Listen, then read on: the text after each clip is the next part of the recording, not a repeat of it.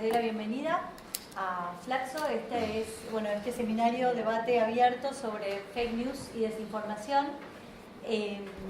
Fue una iniciativa de Beatriz Busaniche, que nos propuso a Flaxo y especialmente al área de comunicación y cultura, y después sumamos a Flaxo Virtual, el programa de educación a distancia,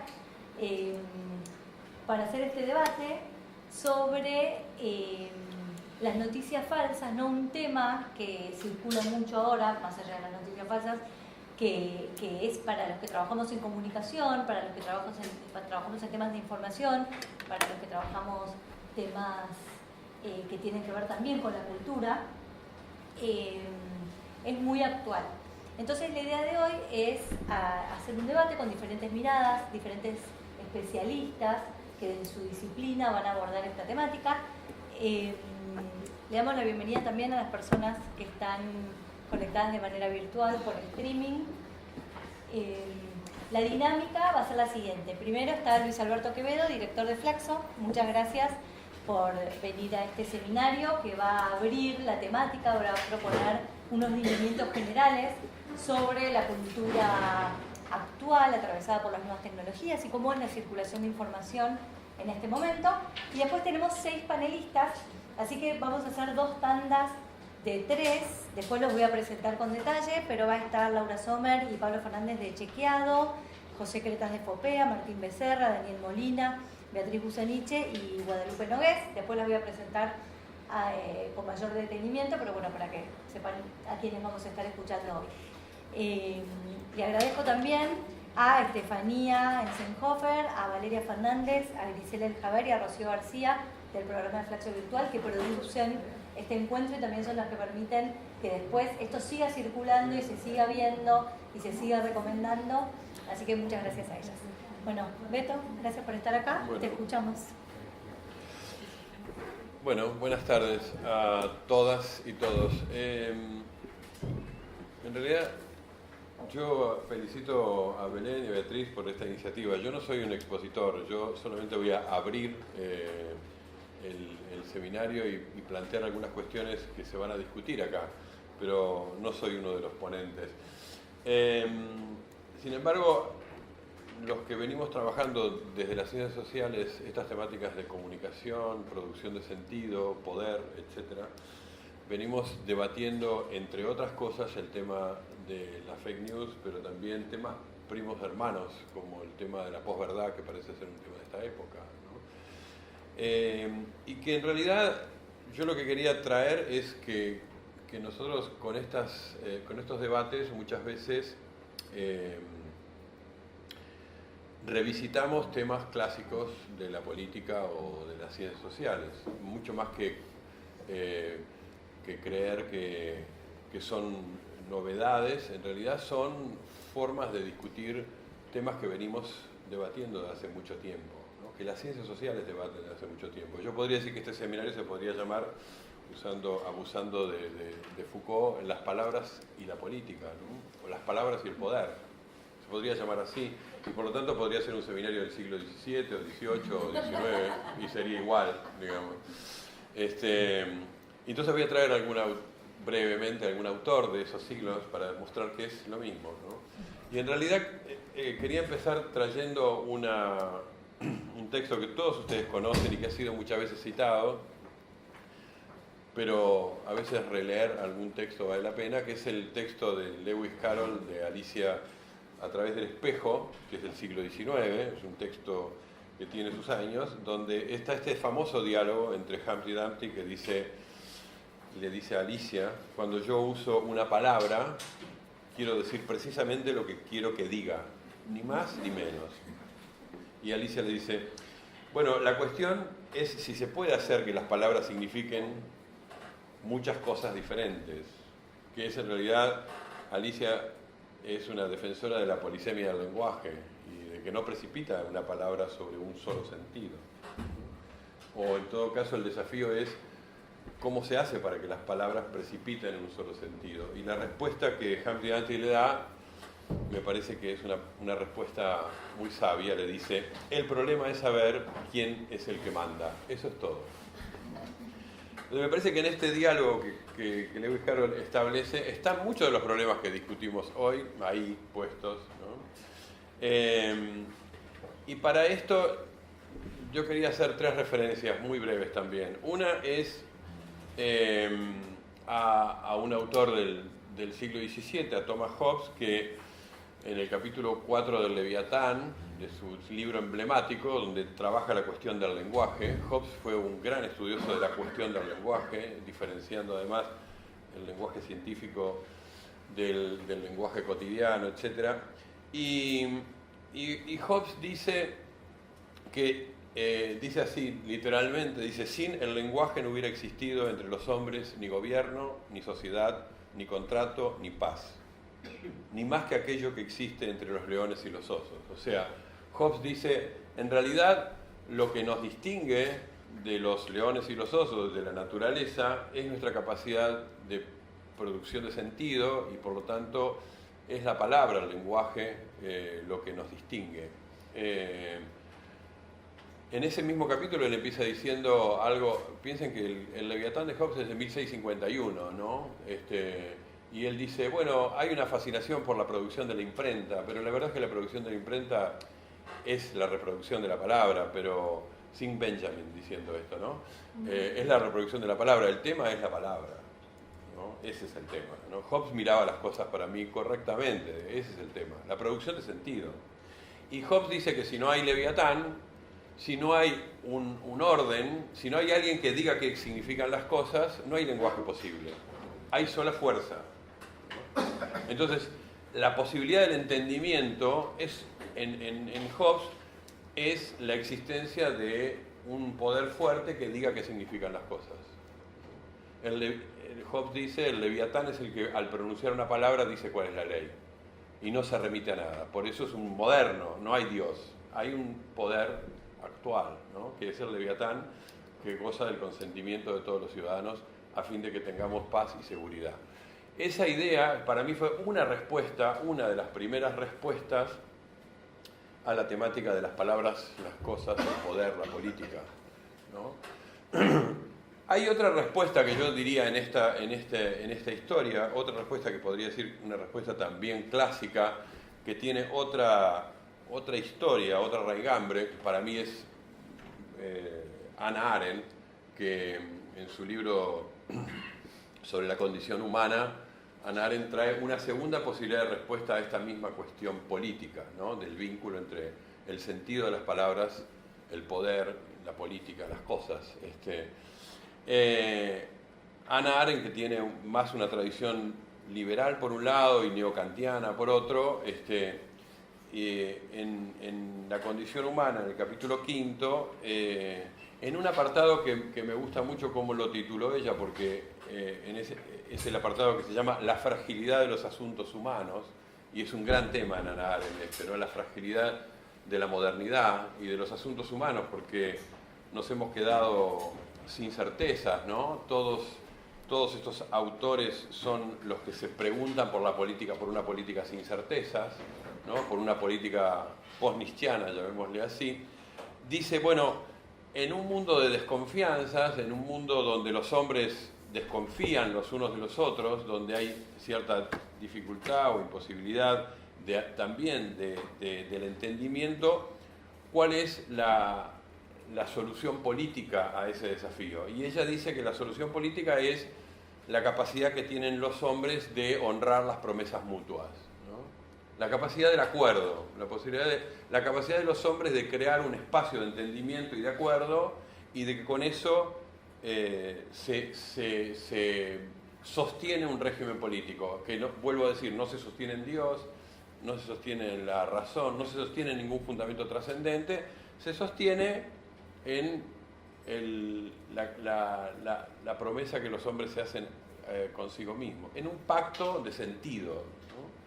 Y dice, en un pasaje del texto, dice: la soberanía de un grupo de gente que se mantiene unido, no por la voluntad idéntica que de algún modo mágico los inspire, sino por un acordado propósito para el que solo son válidas y vinculantes las promesas.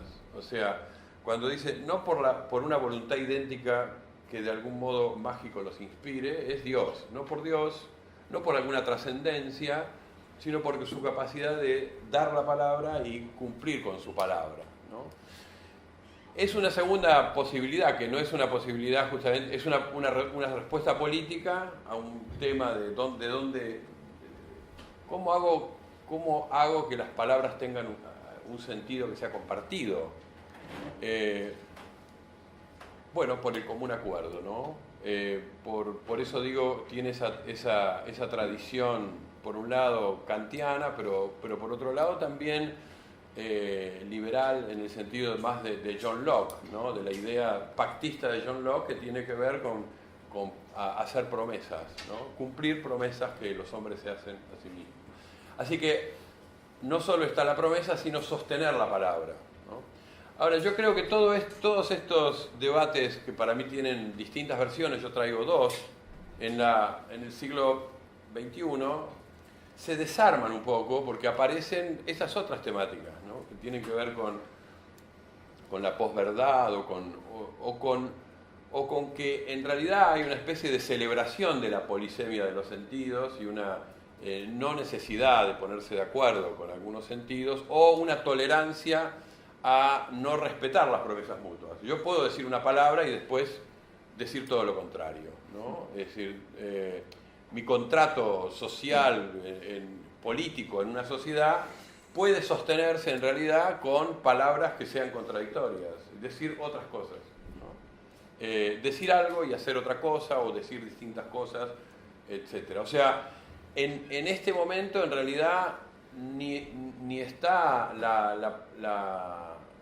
es acá. Acaba de hacer ingreso Laura Sommer y yo le digo, es acá, Laura. Se lo digo a todos los que nos están siguiendo en streaming, Laura Sommer.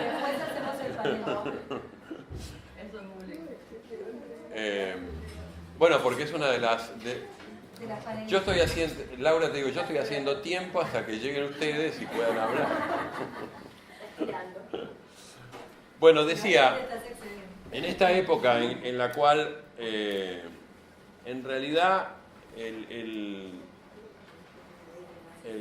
desafío es más complejo todavía, porque me parece que estamos en un orden social y político donde el contrato con la verdad no está establecido, no es necesario, y donde en realidad la posibilidad de no sostener una promesa también forma parte del campo de la política, etc.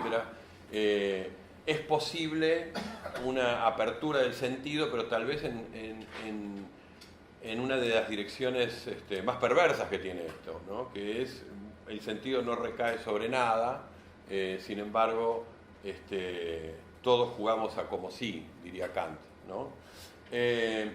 Ahora, yo creo que en medio de este debate, que es el que vamos a tener ahora y vamos a escuchar a los ponentes, etc., en medio de este debate yo vuelvo a Alicia y digo, en realidad Humphrey Gandhi le dice algo que sigue siendo verdadero, ¿no? Que sigue siendo válido, que es, le dice, depende de quién tenga el poder, ¿no? Y en eso sí, yo creo que hay algo que se mantiene, ¿no? Y es que el poder sigue diciendo qué quieren decir las palabras, ¿no? Y lo dice de manera fuerte porque lo hace funcionar como tal, ¿no? Lo ejerce. La ley es esto, digamos, ¿no?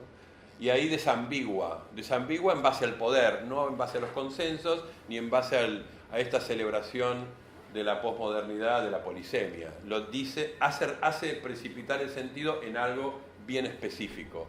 Eso creo que funciona en nuestras sociedades todavía, y es parte de lo que nos preocupa en el campo de la política, ¿no? Es decir, que es cómo se precipitan estos sentidos y cómo alguien dice, quiere decir esto, ¿no? La interpretación de la ley, por ejemplo, ¿no? O la misma existencia de esa ley. Hay algo de Hobbes en todo este espacio, hay algo de Leviatán, hay algo de interrogantes sobre cuál es nuestro pacto social, nuestro acuerdo simbólico compartido, ya no impuesto, y hay algo también de esta época, donde de esta época posmoderna, diría, donde la dispersión del sentido permite un ida y vuelta con las promesas, ¿no? Las promesas parecen no ser necesarias de ser cumplidas para poder estar dentro del ámbito de la democracia y considerarse legítimo, ¿no? Y me parece que la complejidad de este tiempo es que esas tres cosas, esas tres tradiciones, diría yo, de la teoría política están presentes. Todo esto lo van a resolver ahora los ponentes que van a venir y van a hablar y nos van a enseñar sobre las fake news. Bueno, muchas gracias. Para abrir esta mesa, quería retomar algunas de las preguntas, ¿no?, que nos planteamos cuando pensamos estos paneles, ¿no? Este lugar que tiene que ver con las cuestiones que planteó Beto y atravesadas por las nuevas tecnologías, ¿no? Hoy, ¿qué son estas noticias falsas? Si es un fenómeno nuevo, si es un fenómeno antiguo que está reformulado a partir de la masificación de Internet. ¿Cómo afecta a la opinión pública? ¿Afecta a la opinión pública en qué sentido? ¿Cómo, como comunicadores o como profesionales que trabajamos en temas de comunicación, que muchas de las personas que se habían anotado para participar trabajan o investigan en temas de comunicación, tenemos que abordar también estas cuestiones? El convenio entre Chequeado y Facebook da justo con esta temática. Para los que no saben, Facebook, bueno, vos lo vas a explicar mejor, Facebook y Chequeado firmaron un convenio, ¿no?, para la verificación de las noticias que circulan en Facebook como red social. Bueno, todas estas preguntas, como dice Beto, las van a resolver ustedes y el panel que sigue, que son 3 expositores más, en un rato. ¿Van a resolver ustedes? Bueno, en este rato. Bueno, ¿puedo abrir yo? Sí, por así supuesto. Hago agradecimientos y demás. Bueno, gracias Belén, gracias Beto por la apertura y también a Flaxo por esta siempre recepción positiva de las ideas locas que uno trae. Les cuento un poco de dónde viene esto, porque en Vía Libre dijimos, bueno, hagamos algo, porque esto no era un tema que nosotros estuviéramos trabajando directamente, pero pensamos que sería interesante poner algunas discusiones sobre la mesa. Nosotros tenemos una posición tomada al respecto, tenemos algunas ideas, hemos estado hablando mucho con la gente de Chequeado, hemos hablado con la gente de Facebook al respecto también, pero nos pareció que más allá de tener nosotros en Vía Libre algunas ideas sobre este tema, lo más interesante era poner este tema sobre la mesa y ampliar el debate para tratar de darle una riqueza que espero y creo esta sesión de hoy va a tener, sobre todo porque agradezco a todas las personas que invitamos, que se prendieron, rápidamente dijeron sí, vamos, y eso para nosotros es muy valioso y además me parece que también da cuenta de que esto es un tema que de algún modo nos preocupa o que nos ocupa. La primera cuestión que nosotros nos preguntamos ¿es un problema esto de la desinformación y las noticias falsas? ¿Qué clase de problema es? ¿Es un problema nuevo? Yo cuando pienso en noticias falsas tiendo a tratar de hacer un rastreo histórico y no puedo evitar pensar en, por ejemplo, la tapa del diario Clarín del 25 de marzo de 1976, total normalidad, que hoy se ha convertido en una muletilla que se usa mucho en las redes sociales. Las Fuerzas Armadas ejercen el poder, total normalidad. También pienso en la tapa de la revista Gente de 1982 que decía estamos ganando.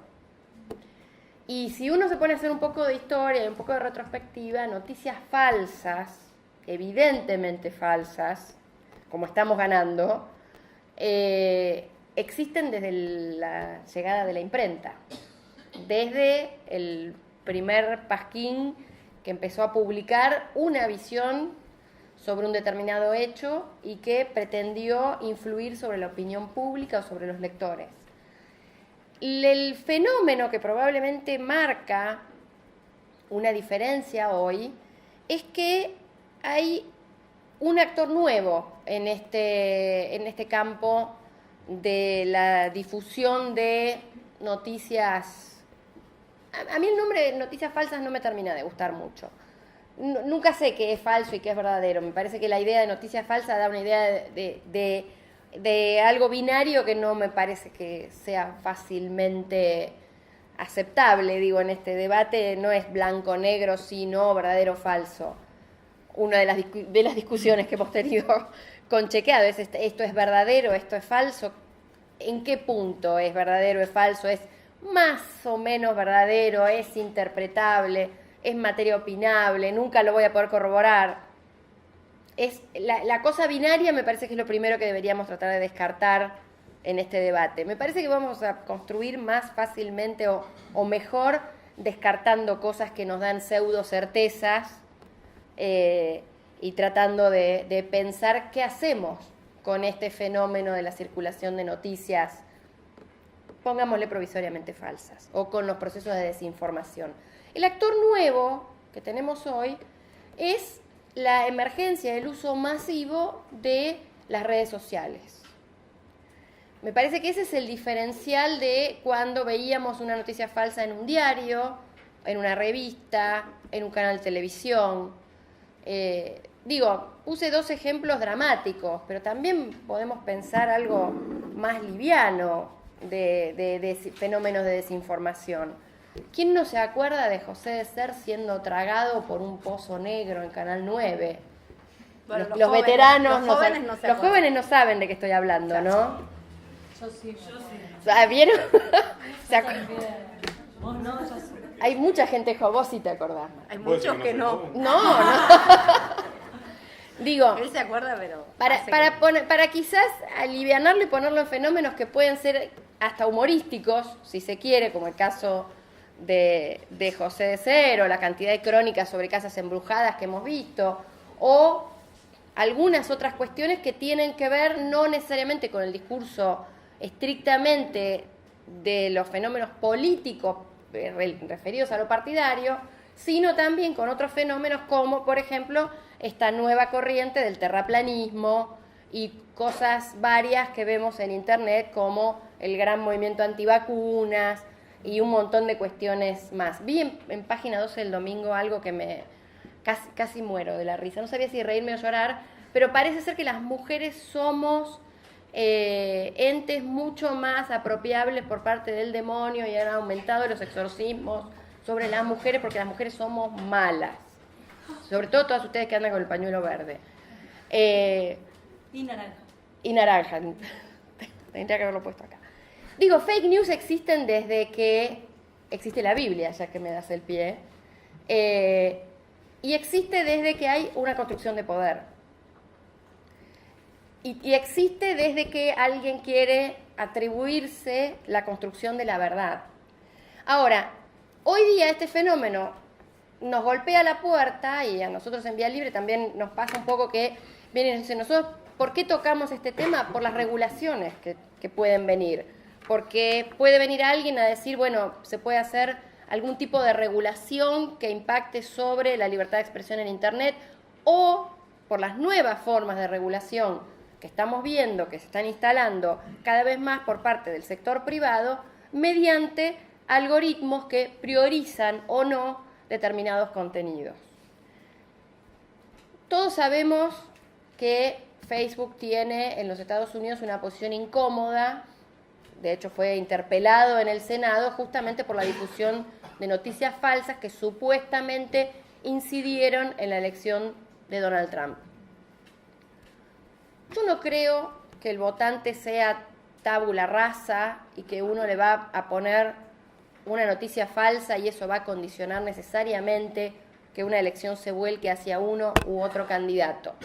Pero las operaciones políticas han existido siempre y las nuevas herramientas se usan y se van a seguir usando, y se van a seguir usando mucho, y lo vamos a ver el año que viene, que tenemos campañas electorales en Argentina, para hacer operaciones y tratar de volcar las elecciones del electorado. Ahora, ¿qué pasa cuando? Y voy a dar 2 ejemplos para no tomar partido por uno u otro lado de la grieta.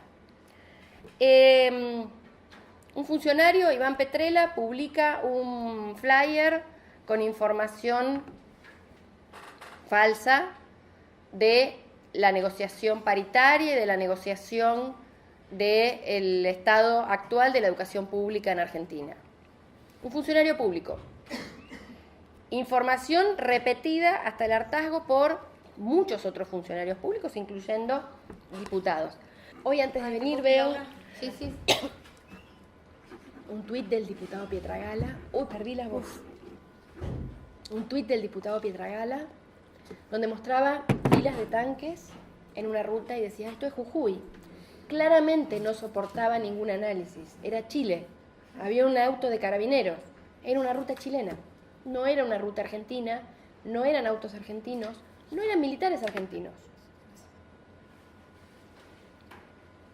¿Qué hacemos cuando la desinformación viene directamente de quienes tienen responsabilidades públicas?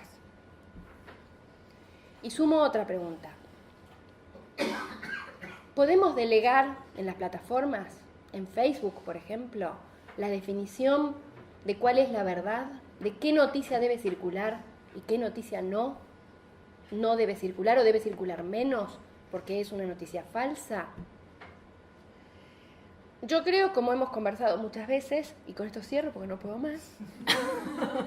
Después retomás. Sabemos que vas a retomar. Tengo caramelos, con una definición que conversábamos el otro día con Enrique, que está por allá por el fondo, que tiene que ver con que toda esta gran preocupación que tenemos hoy sobre las fake news y el estado de la desinformación en Argentina y en el mundo, este no es un tema nuestro nada más, tiene que ver con la nueva disputa de quién va a tener el monopolio de la construcción de la verdad. Cuando Fopea se enfrenta con Facebook, uno dice, bueno, ¿de qué lado uno? En realidad lo que vemos es aquellos que históricamente han tenido el monopolio de la construcción de la verdad en el discurso público, disputando con los nuevos actores que aspiran a tener ese monopolio, como son muchas veces las empresas de redes sociales, como es el caso clarísimo de Facebook, que está tomando cartas directas en este tema y que de hecho está tomando acciones directas de las que seguramente Laura nos va a poder contar mucho más detalle. Pero lo que estamos viendo, muy en línea con lo que decía Beto en la apertura, no es otra cosa más que la puja por la construcción de la verdad. Es esencialmente una puja de poder. ¿Qué rol nos queda a nosotros los ciudadanos de a pie, o los estudiosos de estos temas, o los académicos, o los políticos? En este juego me parece que es una perspectiva que tenemos que tratar de construir y tratar de pensar. Pero sin lugar a dudas, nunca fue, quienes estudiamos comunicación sabemos de las teorías del lector, que el lector nunca es tabula rasa y que antes pensábamos, bueno, ¿qué hace la televisión con la gente? ¿Qué hace la gente con la televisión? Quizás sea la hora de empezar a preguntarnos qué hacemos nosotros con todos estos procesos de desinformación. Ninguna solución. Paso la palabra. Seguimos averiguando. Gracias y disculpen. Dame mis parámetros. No, Gracias. Perdón. Bea. Bueno, ahora le damos la palabra a Laura Sommer de Chequear. Bueno, ¿se escucha? No. ¿No? Ahí atrás me hacen que no. ¿Querés irte? A ver. Ahí sí. Bueno. Bueno, primero arranco con una disculpa, que es que en un rato, probablemente cuando venga la parte más interesante, que sean las preguntas, va a estar en mi lugar Pablo Martín Fernández, que es director de innovación de Chequeado, porque yo tengo tele. Pero fue un aviso que hicimos cuando nos convocaron, y pido disculpas por eso. Creo que lo más interesante para decirles hoy a todos ustedes es que nosotros en Chequeado venimos trabajando el tema de desinformación. Coincido con Bea que el término noticias falsas, según quien lo use, es muy distinto. No coincido cuando ella dice que no hay cosas binarias, si no, no estaría donde estoy. Hay algunas cosas que sí para nosotros son binarias. Los hechos a veces ocurren y a veces no. O construí 100 viviendas o no las construí.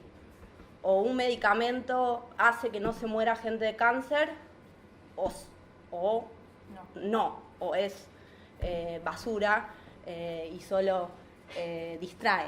Entonces, coincido sí con Bea totalmente en que no todo el mundo, ni todo el universo discursivo, ni el universo de lo público puede dividirse en algo factual, y que sí hay muchos espacios, por ejemplo las ideas, donde el verdadero y el falso no sirve para nada, las opiniones, las promesas o lo que ocurre en el futuro, ¿sí? Todo eso, de hecho, no es campo de análisis, no en los últimos años que hablamos de desinformación en noticias falsas en Chequeado, sino desde el día 1 que Chequeado empezó a trabajar, que para los que por ahí nos conocen menos, en octubre de 2010 Chequeado empieza a trabajar. La misión, para los que no nos conocen, es mejorar el debate público, aportando más datos y más evidencia a la discusión pública. Y en ese sentido, desde el día 1, nosotros chequeamos no solo lo que dicen los líderes políticos, sino también lo que dicen los líderes de opinión, o los medios, o los sindicalistas, o los empresarios. ¿Qué pasa con el transcurso? Con un método, ¿sí? Que ese método más o menos es igual o muy parecido en todo el mundo en los que hacen algo similar a lo que hacemos nosotros, que en español le decimos verificación del discurso, en inglés le dicen fact-checking o chequeo de hechos. ¿Por qué hago toda esta introducción? Bueno, porque en 2014, antes de Trump, antes del Brexit, antes del no en Colombia, en Chequeado encontramos que empezaba a pasar algo, que es que no podíamos aplicar necesariamente nuestro método, tal cual lo aplicábamos para medios, para líderes políticos, para empresarios o para sindicalistas, porque en algunos casos habían mensajes que empezaban a circular o contenidos que empezaban a circular, que rápidamente se esparcían o se viralizaban y que no tenían un autor conocido, ¿sí? No eran transparentes en quién estaba originando eso. En la vieja teoría de la comunicación no tenían un emisor claro o transparente. Entonces, a la metodología de cualquier chequeador del mundo, que incluye llamar a la persona que uno está chequeando, contactarla, o al menos hacer el intento de decirle, hey, vos decís que la vacuna tal produce autismo. ¿En qué te basás para decir eso? ¿Cuál es la evidencia a partir de la cual decís lo que estás diciendo? No teníamos a quién contactar. Entonces, generamos una sección especial, insisto, en 2014, que primero se llamaba Se dice en las redes y desde hace un año y pico o dos se llama Falso en las redes, donde chequeamos estos contenidos que no siempre sabemos quién los origina, ¿sí? Y donde admitimos que el paso de preguntarle de dónde surge esto está obviado u omitido. Entonces, Bea hoy decía en ese tuit que vio que había militares que eran chilenos. Sí, en Facebook en este tiempo también vimos militares alemanes, militares colombianos. Algunos dirán que no importa, que en realidad la foto es ilustrativa, que en realidad lo que están haciendo con esa foto es opinar o criticar la decisión del presidente de modificar la reglamentación de la ley de seguridad. Entonces, en Chequeado nuestra respuesta es sí. En el mundo de las argumentaciones, las opiniones y las ideas, la libertad es 100%. Ahora, si vos no le aclarás al otro que eso es ilustrativo, que eso no está mostrando algo que es, sino algo que justamente ayuda a que vos argumentes lo que querés argumentar, puede ser que estés engañando. Algunos creerán que no. Otros creemos que sí. Entonces, ¿qué hace Chequeado? Y creo que lo más interesante para ustedes que yo les puedo dejar es la explicitación de qué estamos haciendo en el proyecto de Facebook y por qué lo hacemos. ¿Por qué decidimos embarcarnos en esto y hacer este proyecto piloto de mayo a diciembre de este año por lo menos? Bueno, Facebook en 2016... los chequeadores en el mundo, cuando Chequeado empezó había solo 10, ¿no? Había algunos en Estados Unidos, algunos en Francia y algunos en Inglaterra. Ahora hay unos 150 distribuidos en 50 países. Muchos de estos chequeadores, o algunos, les diría un tercio de estos chequeadores, tienen una certificación. ¿Qué quiere decir una certificación? Bueno, hay una red que en inglés se llama International Fact Checking Network, IFCN, que nuclea a las organizaciones que se comprometen a que las evalúen externamente una vez al año y a cumplir. ¿En qué consiste esta evaluación? En que un evaluador externo, ¿sí?, es un equivalente a un doctor en Argentina, o sea, un PhD, analiza durante 3 meses el trabajo de las organizaciones y evalúa si cada año, porque es una certificación que solo dura un año, si estamos o no cumpliendo con ese código que nos autoimpusimos. ¿En qué consiste este código? En 5 principios. Uno es que a todas las personas o sujetos a los que se chequee se les va a dar el mismo trato, ¿sí? No vamos a tratar distinto a sindicalistas y empresarios o a cambiamistas y cristinistas o gente para la victoria. Segundo, que tenemos nuestro financiamiento transparente y cualquiera de ustedes o cualquiera que quiere evaluar el contenido chequeado puede acceder a eso. Tercero, que tenemos nuestra metodología transparente, ¿sí? Y eso, ¿qué permitiría o qué da? Bueno, que cualquiera que quisiera tomarse el trabajo de chequear si nosotros estamos haciendo lo que decimos que hacemos o estamos engañándolos, pueda hacerlo. Entonces, la cosa más sencilla, no necesariamente todos son periodistas, es ninguna nota de chequeado está validada con un off the record, ¿sí? Sino con una fuente abierta a la que cualquiera de ustedes podría llamar y decirle, hey, esto que vos decís, ¿por qué? ¿Qué pasa? Etcétera. Está transparentada y además de transparentada se aplica una política de corrección. ¿Qué supone esto? Una rareza en los medios, al menos los locales, que es que si nos equivocamos, no borramos lo que, si fue un error, el error que cometimos, sino que explicitamos si nos equivocamos, por qué nos equivocamos, y está no solo lo corregido, sino lo anterior consignado. Y el último punto del código de principios es que esté transparentado el equipo y los posibles conflictos de interés del equipo. A muchos de los que están acá eso puede parecerle insuficiente. Puede ser que yo coincidiera con ustedes en que es insuficiente y que podemos hacer más cosas. Lo que les puedo garantizar es que no hay otros medios que cumplan estos principios, o sea, que tengan la capacidad, el que nos consumiera a nosotros de evaluarnos del modo que nos evalúa a nosotros.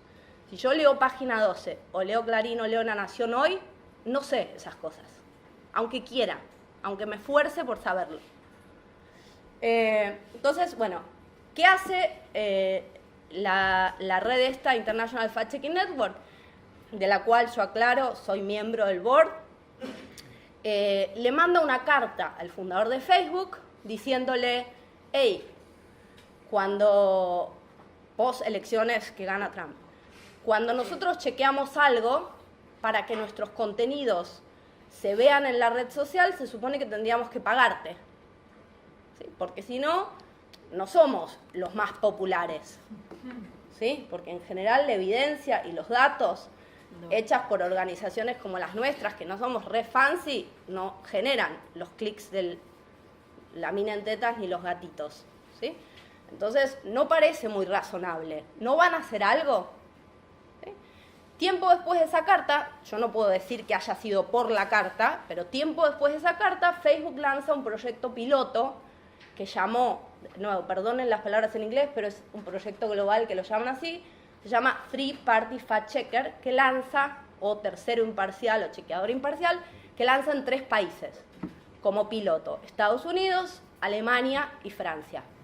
Y que después de un tiempo se expande a otros países. Recién este año a países de América Latina.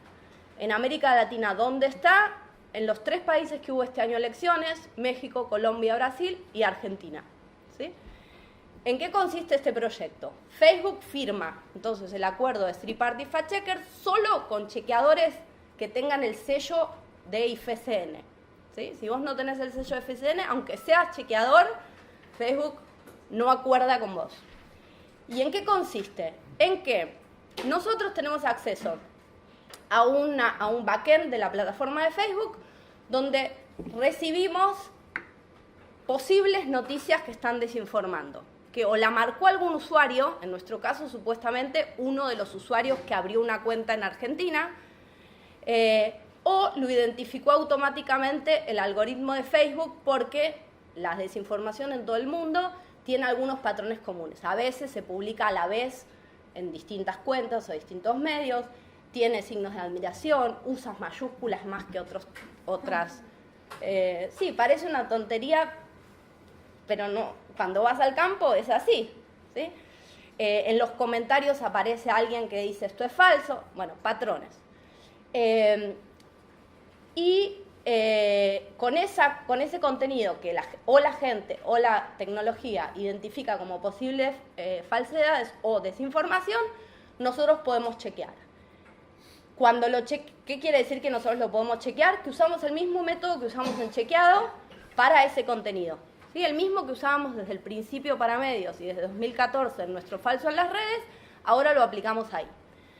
No hay, y lejos está, o busco yo defender a Facebook o al equipo de Facebook, pero digo, no hay ninguna interacción nuestra con ningún humano, ni ninguna tecnología que intervenga en ninguna parte del proceso.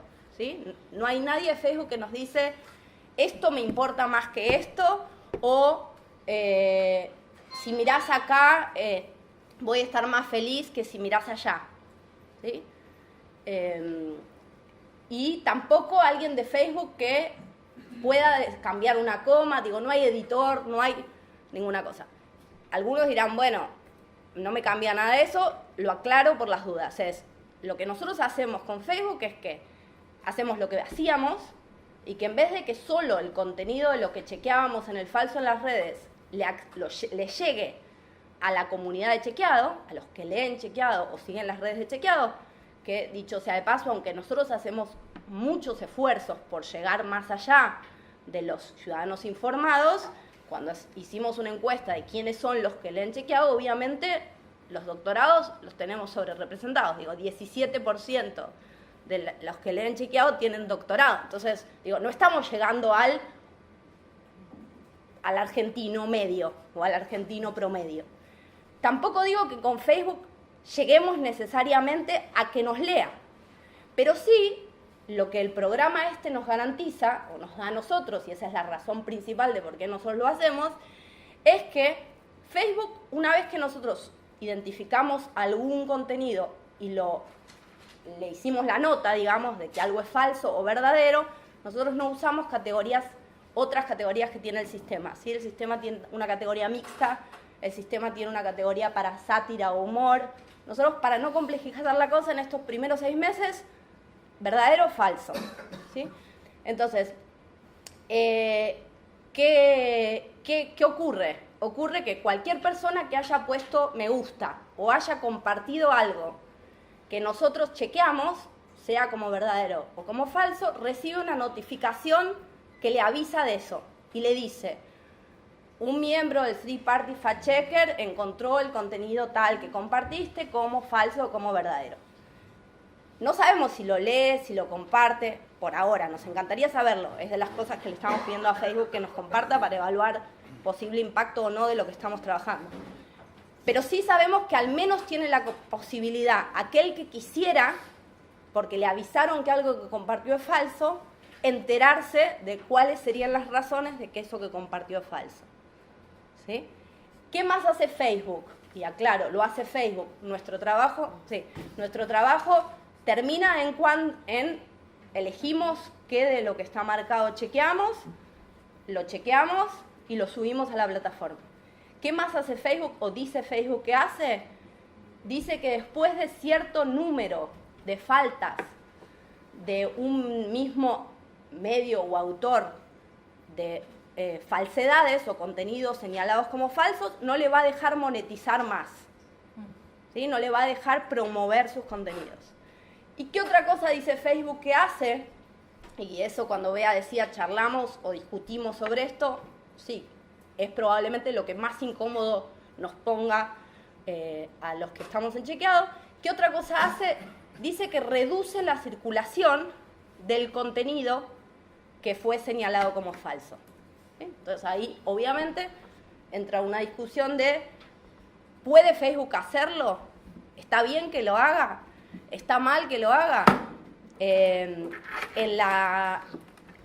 el punto en el que yo no digo que me siento cómoda ni que lo defiendo, pero el punto que me siento menos incómoda es en el decir de si el algoritmo hoy pondera con criterios que no sabemos, pero que de lo poco que sabemos pareciera estar marcando nada más lo que genera más como emoción o más engagement, sí, en español no sabría cómo decirlo, y nosotros sabemos que ni ahora ni en el pasado necesariamente la evidencia ni el cerebro, y creo que de eso va a hablar más Guadalupe que yo, quiere muchas veces escuchar lo que no coincide con sus preconceptos o con sus valoraciones previas.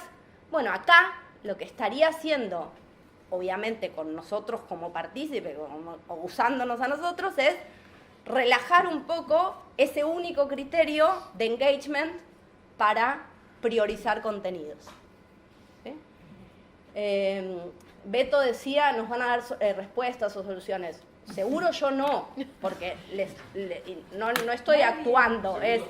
Nosotros con este tema, no solo no tenemos certeza, sino que es la única certeza que tenemos es que si le preguntan a todo el equipo de chequeado cómo creemos que podría llegar a reducirse el impacto de las noticias falsas, la respuesta es educación, más capacidad crítica, desde edades tempranas, en el sistema educativo. Digo, eso va a llevar tiempo. ¿Cómo está el sistema educativo? Bueno, por eso. Pero seguro la solución no creemos que sea, ni ahora con Facebook, ni en el pasado con el equipo de chequeado, exclusivamente una tarea de un grupito de personas. No somos mesiánicos, nosotros no creemos, así como antes no decíamos, nosotros vamos a terminar con la mentira de los políticos, no decimos, vamos a terminar con las mentiras de grupos de personas, yendo al punto económico de esto, generar un chequeo es caro. O sea, hacer periodismo, el periodismo que hacemos nosotros, ¿por qué los medios, Chequeado nació en 2010 y los medios no armaron sus equipos de chequeo? Básicamente porque no les rinde. Porque es más fácil copiar y pegar otras cosas. Y en todo caso, si quieren un chequeo, comprárnoslo a nosotros. En cambio, los que generan noticias falsas lo hacen más rápido, le ponen el gancho de lo que saben, empatiza con o el preconcepto o la idea de lo que está dando vuelta en el aire y ganan plata o ganan poder. Bea decía, voy a dar unas noticias falsas tranquilas, no sé qué. No, yo quiero darles las incómodas. O sea, uno de los falsos en las redes de chequeado es el 40% de los trasplantes son para extranjeros. Tremendo. ¿Sí? ¿Queremos que eso se viralice? Si los datos muestran que no es así, que nunca fue así. ¿Sí? ¿Queremos que circule? ¿Queremos que circule que no está probado que el preservativo, como dijo Albino, previene el HIV? ¿Queremos? ¿No hacemos nada con eso? O sea, y decimos, no, las noticias falsas siempre existieron. Sí, las noticias falsas siempre existieron, pero las maquinarias de personas y grupos queriendo ganar plata o poder a muy bajo costo con la mentira, no sé. Bueno, muchas gracias. Gracias.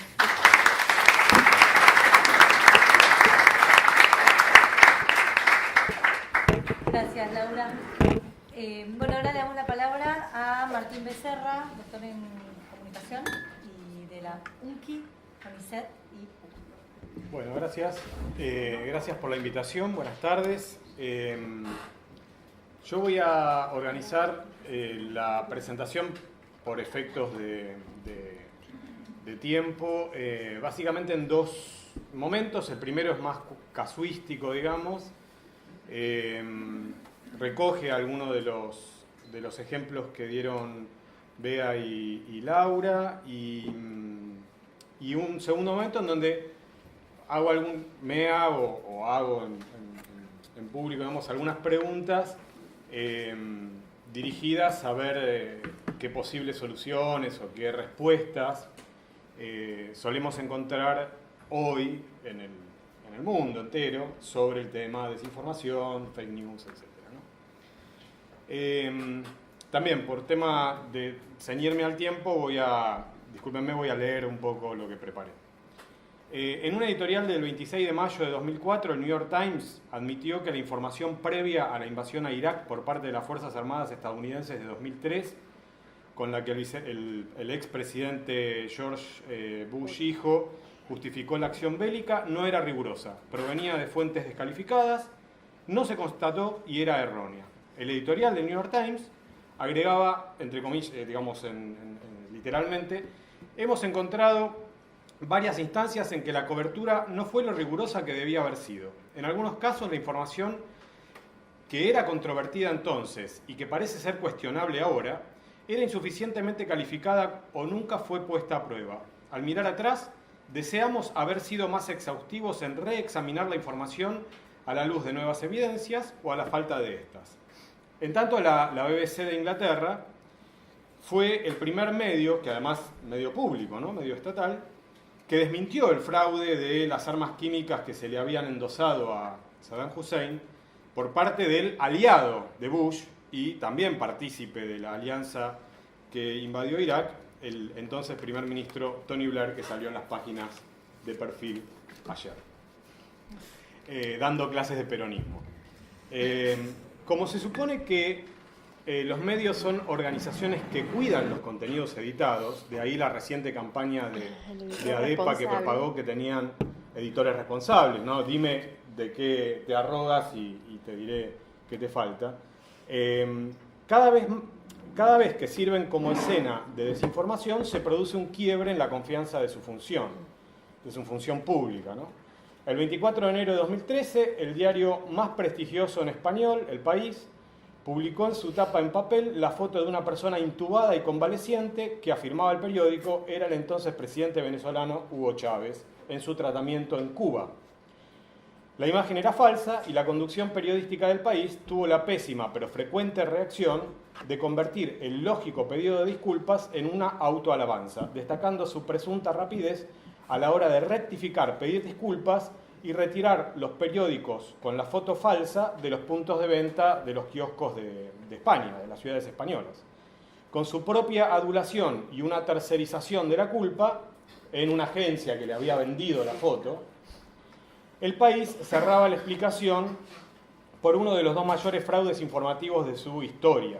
El otro papelón ocurrió en una edición especial del 11 de marzo de 2004, cuando El País tituló Matanza de ETA en Madrid, ¿se acuerdan? Los atentados de Atocha, que obviamente había cometido Al-Qaeda. En aquella oportunidad, las disculpas de la conducción del diario consistieron en atribuir la responsabilidad al entonces presidente de gobierno español, José María Aznar, interesado en difundir la versión de la autoría de Tarra durante las elecciones generales que se realizarían 3 días después y que, a pesar de esa campaña, ganaría José Luis Rodríguez Zapatero, del autoproclamado Partido Socialista Obrero Español. En la Argentina, el historial de noticias falsas, combinado con el de piezas de desinformación, permitiría por su volumen organizar una enciclopedia.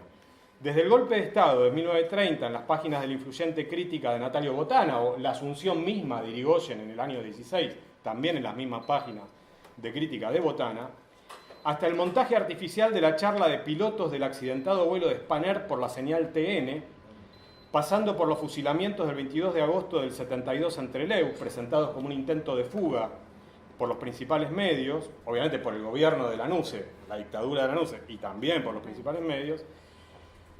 La etapa infausta de la crisis causó 2 nuevas muertes de Clarín en julio del año 2002, tras el asesinato de los militantes Costec y Santillán, cuyas fotos que testimoniaban que no habían sido víctimas de enfrentamientos entre piqueteros, el diario ya tenía.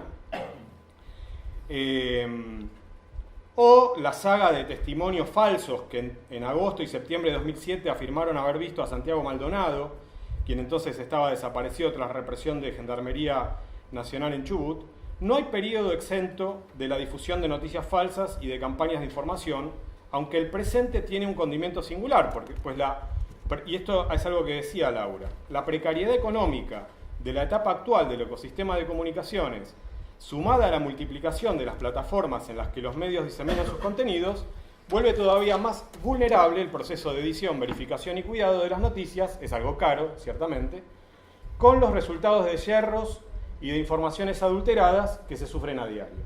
En resumen, la desinformación y las llamadas noticias falsas no son un virus creado por Internet, sino un rasgo inherente a los sistemas organizados de producción y difusión de contenidos, sea información, conocimiento o mito, urbi et orbe. Giordano Bruno dio testimonio de ello, así como la reciente campaña lanzada desde el Ministerio de Educación, esta a la que aludía Beatriz, no fue Petrella, no fue un funcionario suelto. Esto salió, como lo comprobó esa misma noche, una nota publicada en el diario La Nación, lanzada desde el Ministerio de Educación de la Nación y replicada por funcionarios del gobierno para deslegitimar el reclamo de los docentes universitarios, que contenía datos falsos y que esa misma noche fue desmentida por algunos medios de comunicación. La desinformación no es culpa de Internet. Sin embargo, ciertamente, con Internet, la diseminación de la información puede ser más masiva y veloz todavía y, en consecuencia, sus efectos pueden ser mayores. No sé si, la verdad que escribí que pueden ser mayores, pero no sé si pueden ser mayores. Pero podrían llegar a ser mayores. Y ciertamente pueden ser globales, eso sí. La paradoja, ¿por qué me lo pregunto?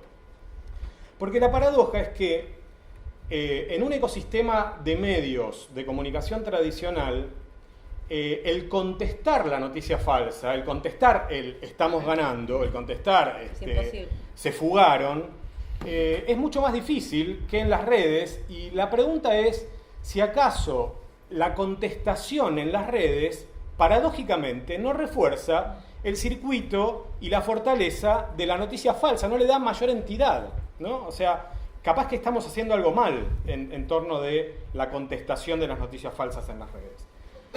Bueno, frente a ello y a los escándalos de manipulación de datos de usuarios y conductas anticompetitivas por parte de los gigantes de Internet como Facebook o Google, el interrogante acerca de si se puede limitar, y en caso de que sea posible, cómo limitar la circulación masiva de noticias falsas y desinformación, es percibido como urgente y medular, pues afecta a la deliberación pública y el insumo mediante el cual los individuos y las sociedades construimos referencias, percepciones, opiniones y en las que basamos nuestros comportamientos. Acá voy a enumerar 3 problemas brevemente. El primero que surge es que resulta muy difícil, como queda expuesto primero con la intervención de Beto y después con las de Bea y de Laura, que es muy difícil definir qué es una noticia falsa y en qué consiste la desinformación. Hay un informe hace poco, 15 días, 20, del Parlamento británico, muy consistente, largo, interesante, sobre este tema. No llega a una definición consensuada, estable, sobre la noción de noticia falsa o de desinformación.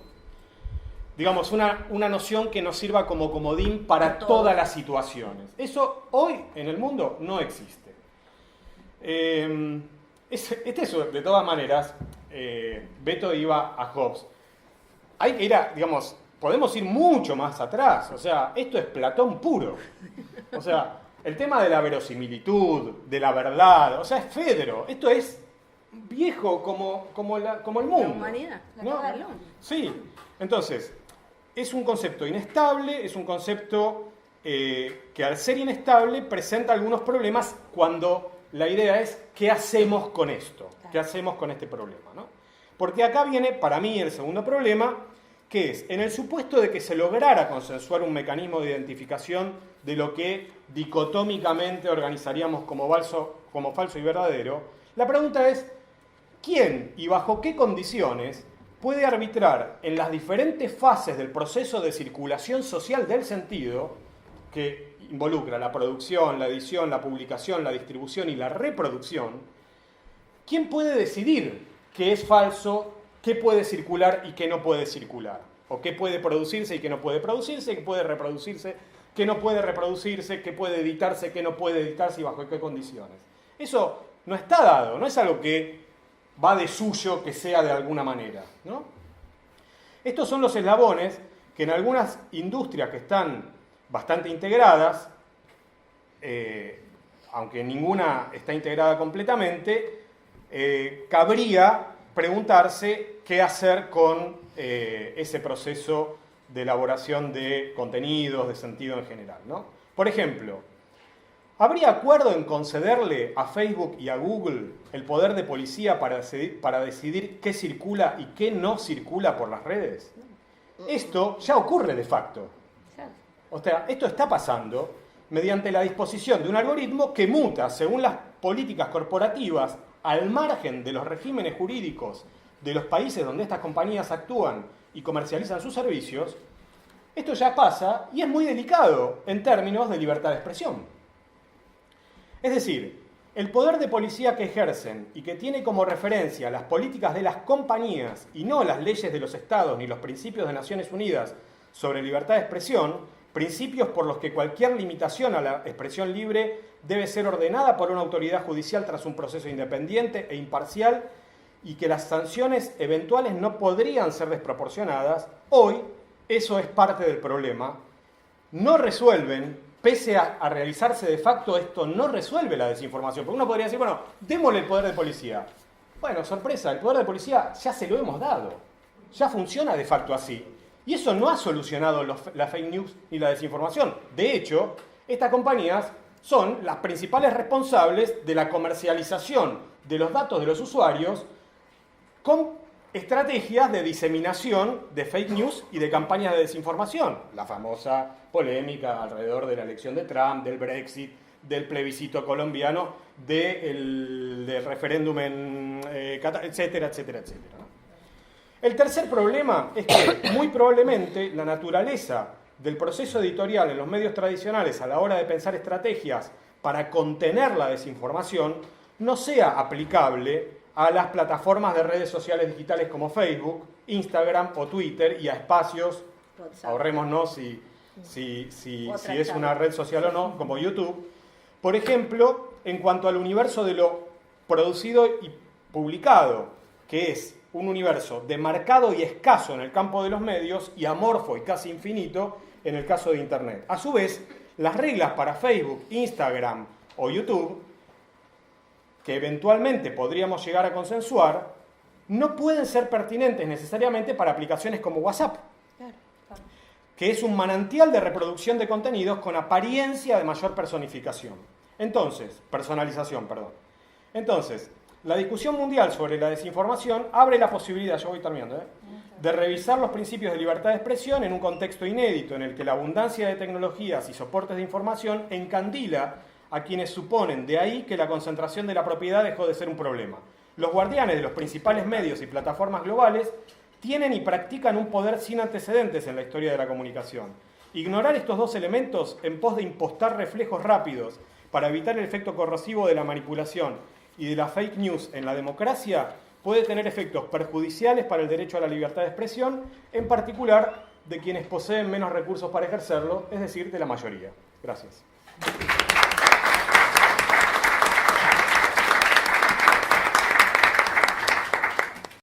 Bueno, le damos la palabra a Guadalupe Nogués, bióloga molecular que en este momento está trabajando en un libro sobre posverdad, ¿cierto? Sí, hola, ¿qué tal? ¿Se oye? Esto está prendido para arriba. ¿Estamos Sí, bien? perfecto. Bueno, primero muchas gracias por la invitación. Es interesante, mi mundo yo provengo de las ciencias exactas, así que todo este mundo social para mí es una novedad. Pero quería arrancar muy cortito contando qué hago acá. Digamos, cómo desde mi formación soy doctora en ciencias biológicas, hice investigación, con la alegría de la ciencia nos salvará y en algún momento dije, la ciencia nos salvará, pero esta ciencia que nosotros conocemos desde la facultad, que es la ciencia como manera de sacarle respuestas al mundo, de poder entenderlo mejor, como una metodología, no es lo que la sociedad entiende como ciencia.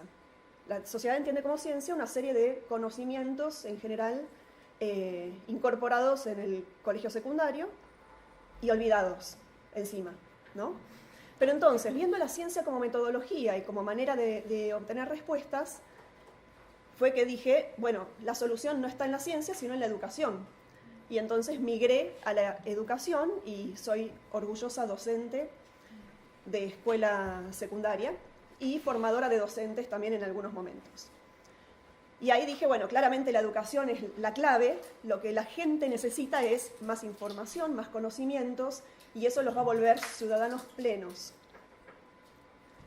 Funciona, yo creo que funciona y por eso lo sigo haciendo con infinito amor y orgullo, pero pasó, perdón, la anécdota personal, hará como unos 5 años, una de mis alumnas en una clase de 5º año de secundario, yo estaba hablando del sistema inmune, vacunas, todo muy normal, y salió y dijo, bueno, pero las vacunas no sirven, las vacunas hacen daño, provocan autismo. Ya salió el ejemplo varias veces. Y yo dije, ¿perdón? O sea, ¿de qué estamos hablando? Yo no sabía ni que existían personas que dudaran de las vacunas. Porque el consenso científico es tan abrumador, es como el terraplanismo, es como sostener este tipo de ideas. Va contrariamente a todo lo que sabemos. No es un conocimiento de punta que todavía hay alguna duda, ¿no? Y entonces empecé a hablar con esta chica y me di cuenta de que no lograba conectar. Lo que ella decía lo decía de corazón, con convicción, no había mala intención. Y ahí me quedó sembrada la duda de, caramba, la educación quizás no alcanza, por lo menos no para todas las personas o no para todos los temas. Y ahí creo que me empecé a meter en posverdad, cuando no se llamaba posverdad todavía. Y ese fue el momento en el que traté de abrirme más a comunicación y divulgación y escribir cosas y pensar y hablar con gente. Y bueno, ahora estoy terminando un libro sobre posverdad que hice junto al equipo de El Gato y la Caja, que sale la preventa justo la semana que viene, entonces todavía no está, pero estamos muy cerca de sacarlo.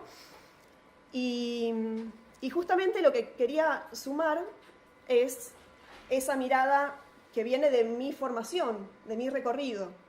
Yo no soy periodista, no soy política, no soy una persona de la cultura, no soy chequeadora de datos, nada de eso. Lo que sí soy es alguien que se formó en la búsqueda rigurosa de respuestas, en qué es una evidencia y qué no, y que además con el recorrido docente me interesa mucho conectar con la gente y tratar de que ese mensaje llegue y entender qué le pasa a la otra persona y por qué a veces hay una resistencia.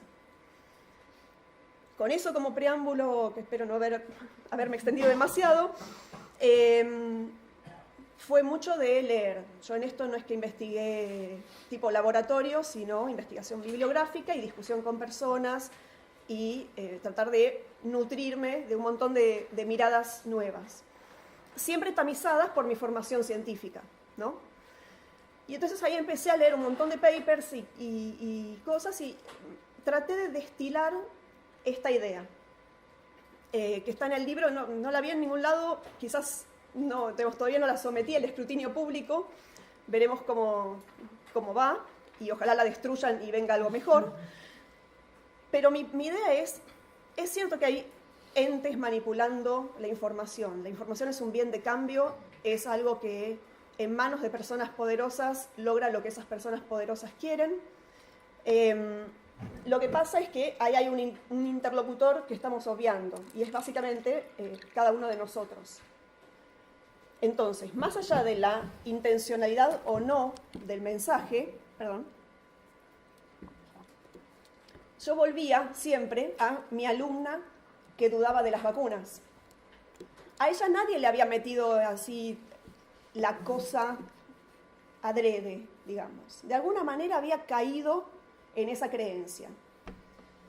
Y con eso en mente dije, bueno, capaz que hay un montón de factores que propician que algunas personas, o todos nosotros quizás, pero con distintos temas, ¿no?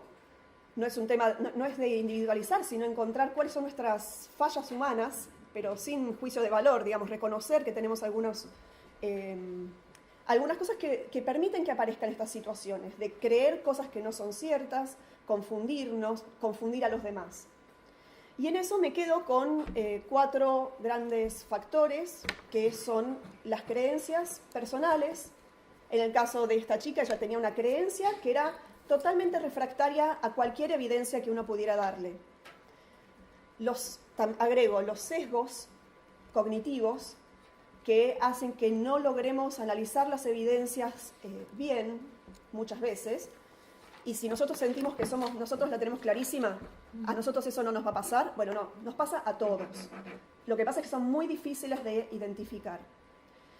Después, la tendencia, por ejemplo, a agruparnos con personas que son similares a nosotros.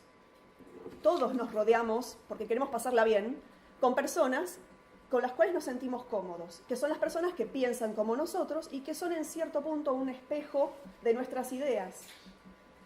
Y eso que se suele llamar identidad social, identidad de grupo o tribalismo, genera una conversación entre parecidos que excluye ideas alternativas. En el caso de las vacunas, sobre todo, algo que ocurre con las personas que dudan de la seguridad de las vacunas es que incluso se empiezan a mudar juntos y a formar pueblos de personas poco vacunadas, que en términos de salud pública son una bomba de tiempo, ¿sí? Entonces, una persona que no vacuna sabe que está socialmente mal visto y posiblemente no lo diga abiertamente, ¿sí? Entonces, todos estos factores aparecen en un montón de estas situaciones que son situaciones de posverdad, quizás no de la política o del periodismo, pero es el mismo mecanismo, la estructura que está detrás, bueno, yo la veo por lo menos como un mismo esqueleto. Bueno, y además del tribalismo y de los sesgos y de las creencias, está la confusión respecto de qué es un experto. ¿En quién confiamos? Si nosotros no sabemos de vacunas, tenemos que confiar en un experto. ¿Quién es ese experto? Y hay expertos que son realmente expertos, que son los que nos van a guiar y nos van a dar una respuesta, porque nosotros no tenemos ni el tiempo ni la experticia para ponernos a estudiar todos los temas para lograr nuestro juicio, ojalá, pero no pasa. Y el problema es que en medio de los expertos están los falsos expertos, que se mimetizan muy bien.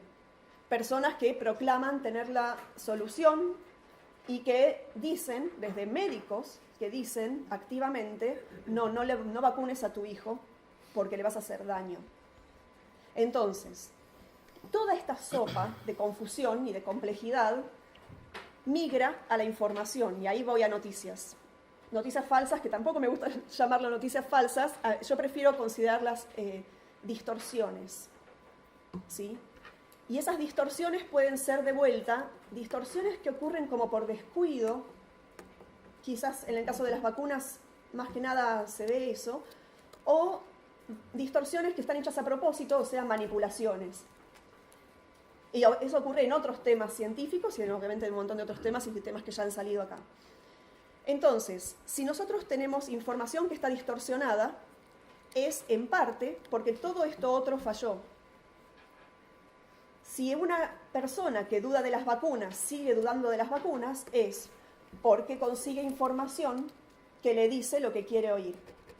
Y eso, sin individualizar a las personas que dudan de las vacunas, es lo que nos pasa casi con total seguridad a cada uno de nosotros en nuestra vida diaria. Consumimos los medios de comunicación que nos dicen lo que queremos que digan.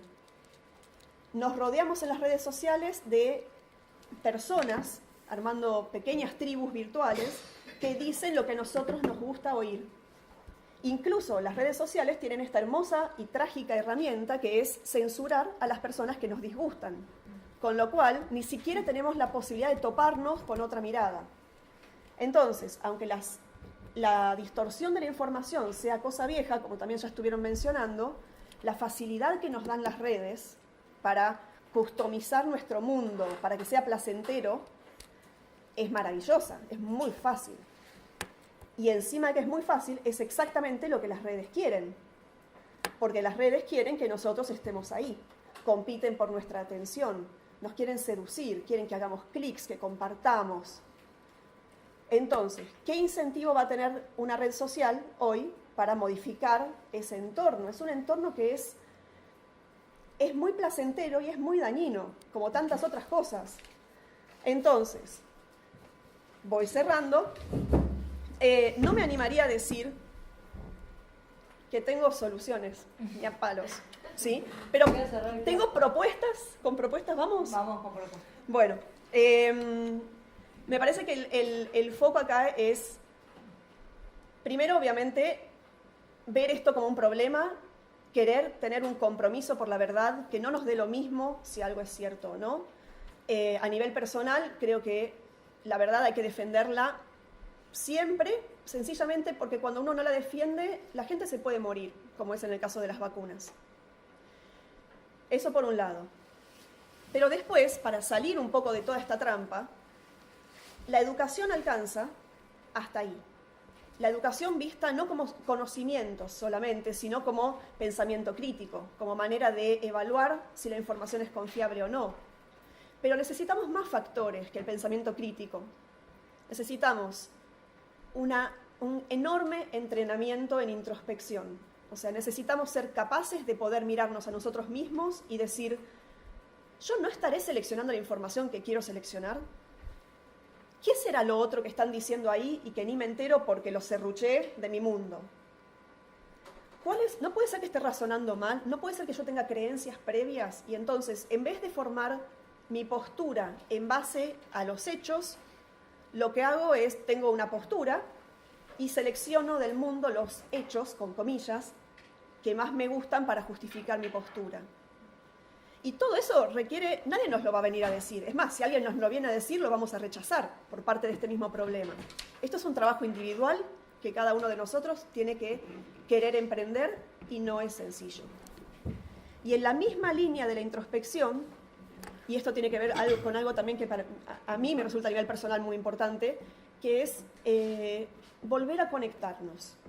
Algo que nos hizo la posverdad en estos últimos tiempos, las grietas en todos los ejes que podamos imaginar, la confusión que meten las noticias distorsionadas, las redes sociales que nos agrupan en sectores que no se vuelven a conectar nunca más, las conversaciones con la familia que uno dejó de tener porque no quiere armar más problemas, todo eso nos fue fragmentando y rompiendo vínculos. Y a mí lo que me parece que es central que recuperemos es la posibilidad de volver a fortalecer esos vínculos, de tener esas conversaciones que dejamos de tener. Y en ese sentido, lo que necesitamos, además de la introspección del trabajo propio, es empatía con los demás. Si el otro no piensa como nosotros, tratar de entenderlo, tratar de escucharlo. Quizás la otra persona tiene algo para aportar, quizás yo esté equivocada. Tengo que poder escuchar eso. Y en esa empatía, en una cosa así muy de búsqueda de amor, sin dejar de lado la rigurosidad, yo tengo una esperanza de que de alguna manera vamos a poder salir de este embrollo y, sí, no solucionar, pero por lo menos tratar de remontar un poquito. Bueno, nada, muchas gracias.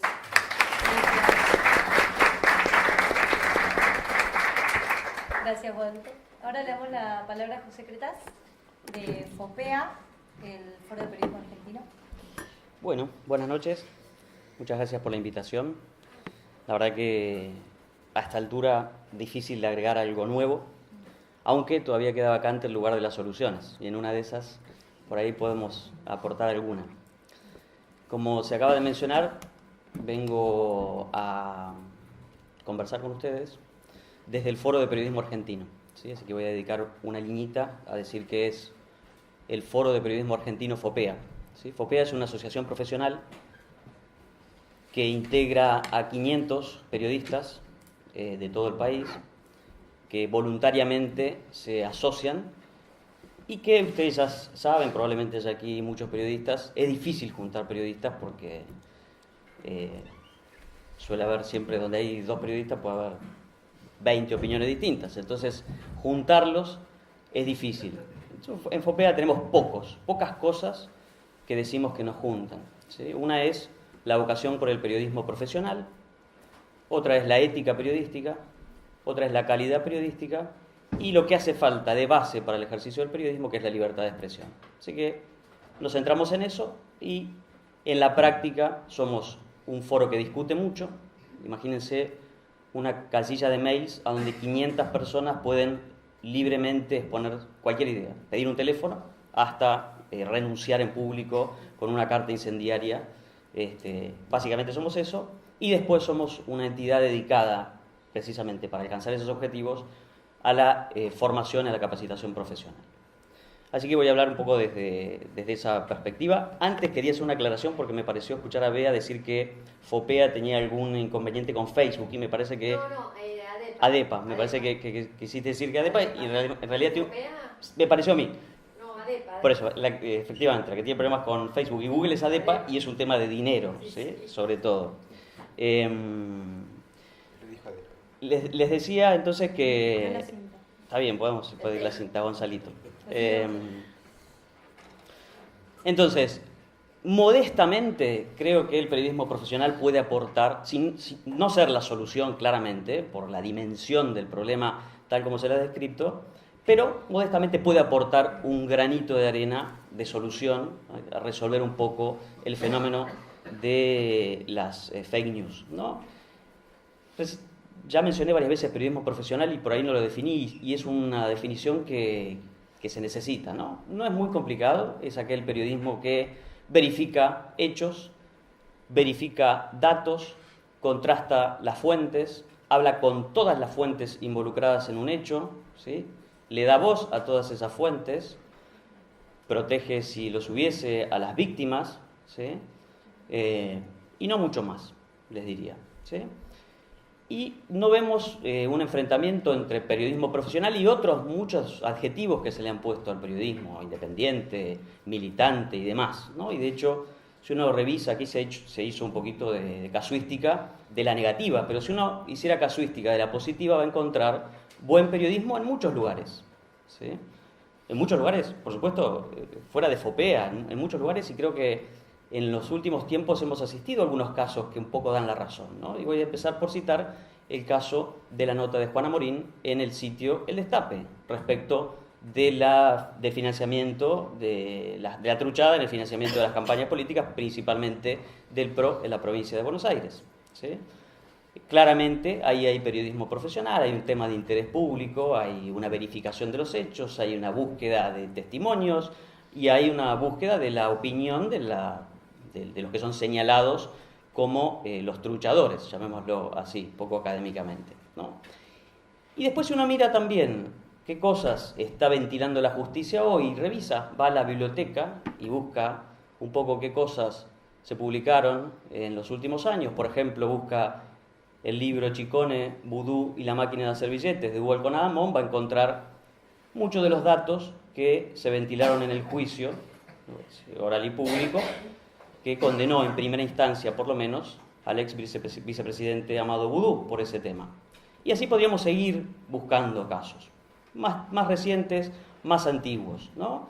De vuelta, alguien podría hacer una simplificación y decir, no, antes había un periodismo militante de un color, ahora hay de otro color, y seguramente vamos a encontrar casos que nos dan la razón a unos y a otros. También podríamos decir, Panama Papers se publica en un diario y en un canal de noticias, supuestamente para algunos militantes del actual gobierno, ¿sí? Esa es la primera publicación, se hace en el diario La Nación, a través de Hugo Alconadamón de nuevo, y en Canal 13 a través de Mariel Fitzpatrick, ¿sí? Entonces, me parece que hay ahí una definición clara de periodismo profesional y se puede hacer periodismo profesional en cualquier lado, mientras se sigan ciertos criterios. Me parece que puede el periodismo profesional en algunos temas, tal vez en algunos de los que se mencionaron aquí, ser un aporte, ¿sí?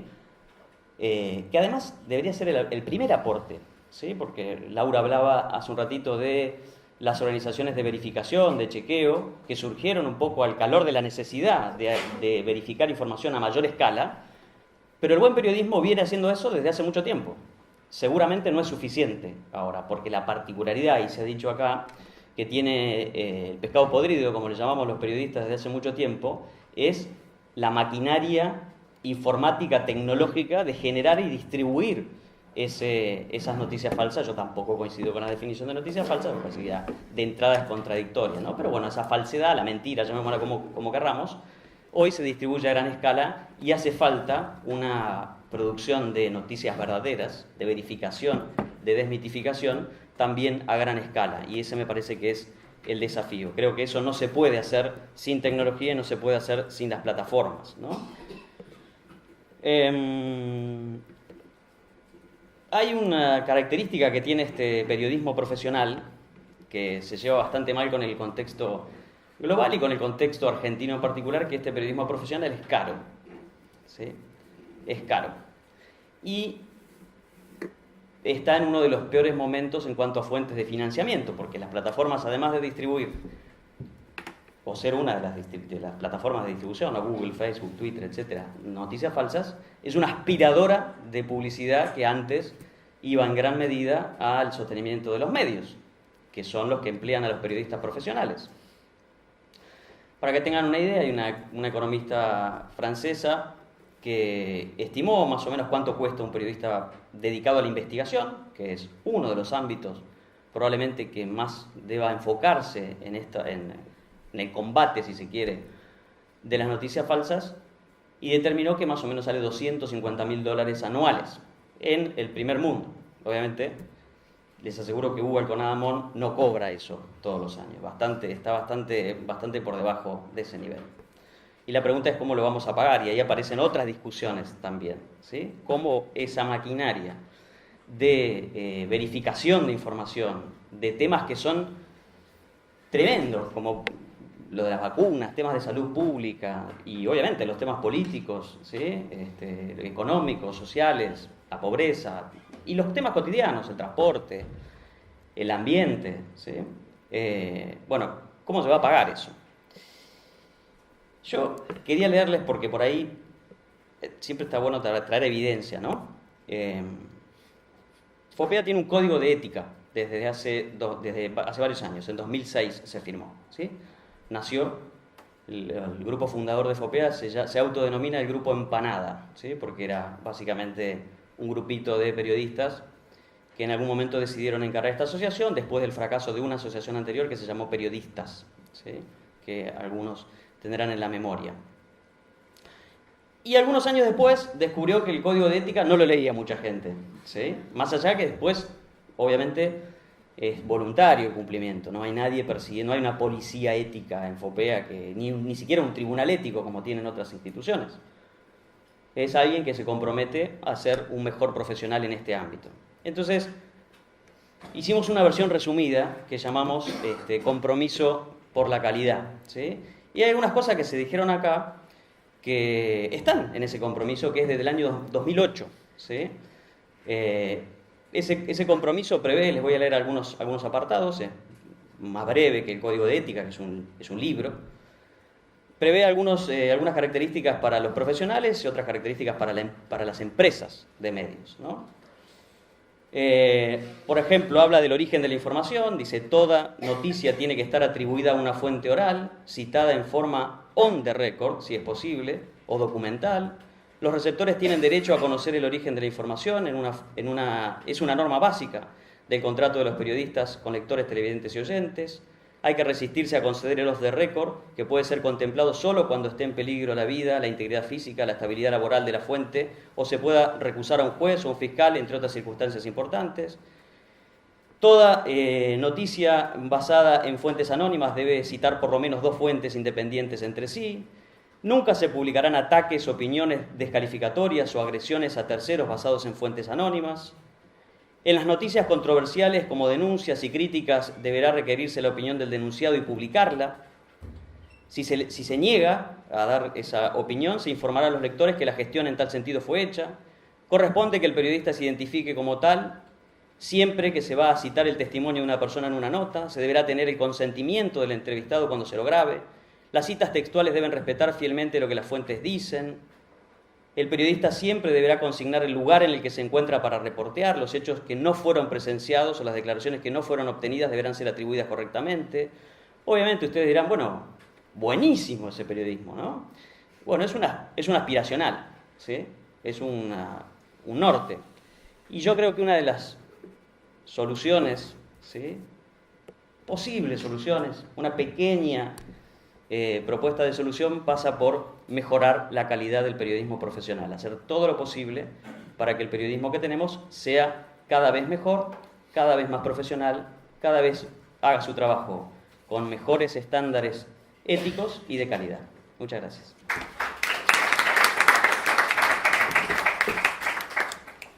Muchas gracias, José. Y ahora le damos la palabra al último expositor, a Daniel Molina, que es licenciado en Letras, escritor y crítico cultural. Buenas tardes, muchas gracias por invitarme. En las redes sociales soy Rayo Virtual, así que algunos las redes sociales, sobre todo en Twitter, que es, digamos, mi casa, donde yo vivo. Mi perro cada tanto me va a buscar a Twitter para que lo saque a pasear. Creo que fuera de Twitter está el desierto todavía, alguna vez desaparecerá, pero mientras tanto hoy es el lugar donde se vive. Quiero hacer nunca leo, hoy voy a leer, pero antes de leer, que sería decir una palabra, como decía el gallego en el bar. Se usa mucho la palabra verdad y mentira. Yo creo que el gran problema no es la diferencia entre la verdad y la mentira, sino en cómo se usa la verdad. En general, las mentiras son muy excepcionales, somos muy poco mentirosos profesionales, pero somos muy buenos distorsionando la verdad. La idea de verdad a la que yo escribo, no digo porque yo escribo en mi vida, sino que la que escribo cuando debato el tema de la verdad, es la definición de Heidegger, estudiando toda la historia de la verdad, en toda la historia de la filosofía, en un libro que se llama ¿Qué es metafísica? Y ahí dice que la verdad es una adecuación, y usa la palabra y la traduce del griego al latín, homoiosis es en griego, adecuatio en latín, y significa muy parecido a lo que en castellano es adecuación, y es que se adecue lo que se dice, la frase, con el suceso que pueda ser comprobado, o el hecho o el objeto. Si yo digo, el agua a tal presión hierve a 100 grados, tengo que poder demostrarlo. Si yo digo, estamos en Flaxo de Argentina, bueno, digamos, cae, etc. Ahora, esto en los hechos muy puntuales, por ejemplo, decir, las vacunas salvan tanta vida, lo podemos ver, porque podemos ver que en una población sin vacuna hay tales enfermedades y demás, podemos comprobarlo. Pero hay hechos, digamos, la mayoría de los hechos interesantes en el mundo son hechos muy complejos.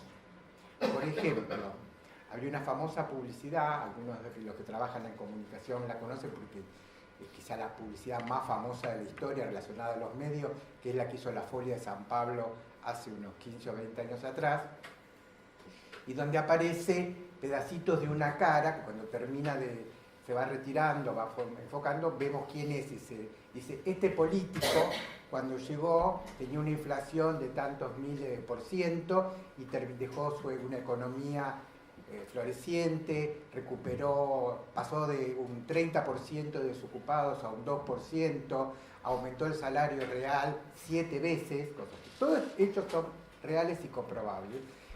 Nadie hizo tantos caminos en Europa como él. Es la persona que más escolarización logró en la historia de Europa rápidamente en menos de 4 años, etc. Y eran todos hechos verdaderos, ¿no? Y se retira y vemos que ese gobernante es Hitler, ¿no? Entonces, ¿eran mentiras? No, dice, la Folia de San Pablo dice, se puede mentir diciendo solo verdades, ¿no? La Folia de San Pablo te dice todas las verdades. Bueno, cosa que también es mentira, pero es una buena, ¿no? Que es una buena publicidad. Es un buen eslogan. La publicidad es una buena mentira. Es un buen eslogan y es una buena publicidad, pero tiene algo interesante y es que se puede mentir. En general, como yo dije antes, en los medios, y también quiero antes que nada aclarar la diferencia, que cuando yo me refiero a periodismo o a medios de comunicación o a medios periodísticos, etc., siempre me estoy refiriendo a las máquinas de generar sentido que son los medios. Que los medios tengan hoy personas y dentro de poco tiempo, por suerte, sean robots los que hagan las noticias, digamos, es anecdótico para mí, digamos, para lo que yo voy a leer o decir. Digamos, para mí se acabó el periodismo como el periodismo de medios. Los periodistas seguirán existiendo y habrá gente que seguirá teniendo vocación, o no lo sé. Lo que quiero decir es que ese es un tema en el que no entro. Esa adecuación entre verdad y mentira, digamos, es útil en el campo de las ciencias. porque si alguien puede demostrar que un hecho es falso, le ayuda para saber que por eso con tantas falsificaciones por ahí no hay que ir, y si descubre que es verdadero, ¿no?, en la lógica de fregue para acá, nos ayuda a pensar científicamente, pero en el campo de las ciencias naturales y exactas. Cuando entramos en el campo de construcción de discursos sociales, digamos, este tipo de distinción entre lo verdadero y lo falso puede aclararnos y puede desarticular, digamos, complots muy específicos y muy pequeños y muy reducidos. En la vida cotidiana esto no se usa. Pero para darle un ejemplo de esto, como la Folia de San Pablo dice, se puede mentir mucho diciendo la verdad, es, supongo, yo, porque cada vez que alguien dice que alguien es corrupto, yo creo, ¿no? O sea, sí, soy como un ateo en todo, pero creo que todo el mundo es corrupto.